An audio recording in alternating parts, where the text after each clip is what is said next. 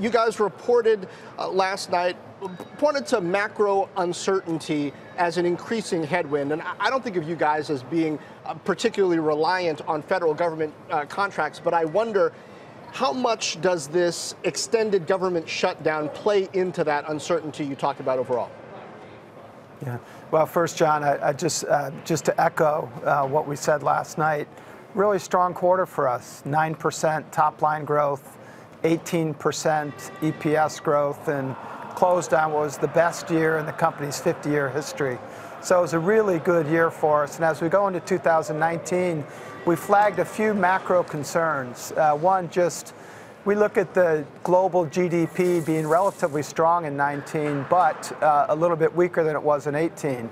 And then we have some geopolitical dynamics that we think are going to weigh on ultimate consumers and enterprise desires to buy. And that's whether it's U.S.-China trade, whether it's the U.S. government shutdown, whether it's Brexit. As we enter 2019, we just see a little bit of cloudy macro and geopolitical dynamics that weighed on our outlook for 2019. But at the same time, I would say after coming off a record 2018, our guide for 2019 will be the best year in the company's 51-year history. And a lot of questions about that guide in particular and your optimism around the second half of 2019. You're not the only one who's optimistic around that, but given all of that same geopolitical uncertainty that you mentioned, is that continuing hunger for data that you're seeing from customers enough to give you confidence in the second half, or is there more? So two dynamics for us, but first, the biggest dynamic is the thirst for data and the implications both on the consumer and on the enterprise side. So we have seen absolutely no slowdown in the growth and demand for workloads in our data center customers. That is very strong. What we are seeing, though, is the inventory levels after a wonderful 2018 year are going to be burned off, as they normally are with our big cloud customers. So they will burn off during the course of the first quarter, and we think into the first half, but we expect that end demand to continue to be relatively strong. The other dynamic for us is the PC business has been very stable for us. We had a wonderful 2018 PC TAM. We expect to be relatively flat in 2019, but we're a little supply constrained in the first half, and we expect to eliminate those constraints as we go into the second half. So those two things in particular are what give us the confidence that even though we'll be off to a little slow start, that we'll see some recovery in the second half of the year. I also want to ask you about profit margins and spending. You talked a good amount on the call about spending coming down in 2019.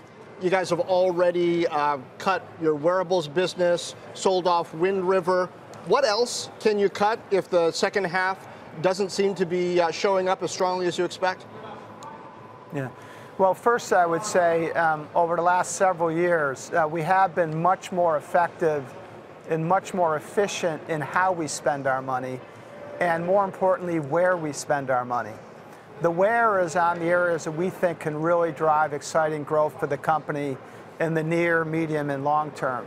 And that growth is what's allowed us to deliver significant operating leverage during the course of 2017 and 2018 timeframe.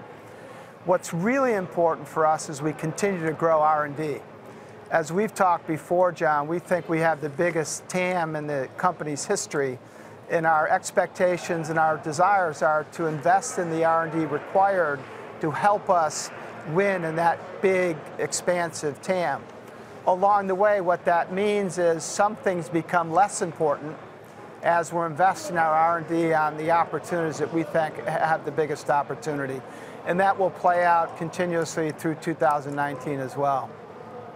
Bob, I want to go back to the comments you made earlier about consumers and companies not spending as much or pulling back on spending, given all the macro uncertainties out there. Is that something that you expect to be temporary, or are you bracing for that to be a longer-term slowdown?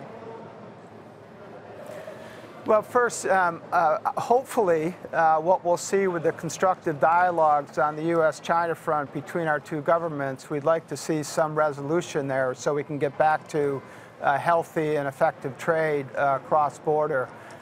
Secondly, ultimately, we hope to see the U.S. government back to work, and that cloud, if you will be eliminated. And over time, there's going to be some more clarity on the situation of Brexit. So if you think about those three geopolitical things right now, our belief is that is going to impact consumers and/or enterprises' desire and willingness to spend with those clouds as an overhang. We expect those clouds to dissipate over time and get back to a more healthy environment. But right now, we're a little bit cautious in light of those clouds as we look into 2019 and set our expectations for the year. And finally, Bob, you seem to indicate you feel like Intel's board is getting really close to a decision on the new CEO. We're going to have that new CEO by next quarter's report? John, I hope so. But in the meantime, the board has been extremely diligent with a sense of urgency. But as you and I have talked before, this is the biggest, best open job in the world. And our input to the board is take the time necessary to get somebody great. And in the meantime, we have a wonderful management team and 107,000 committed employees that are extremely focused on delivering for our customers. So we're going to be just fine in the interim, but I do expect and hope that in the near term, I don't want to put a time frame on it, but on the near term, we'll have a wonderful new CEO to lead this wonderful company.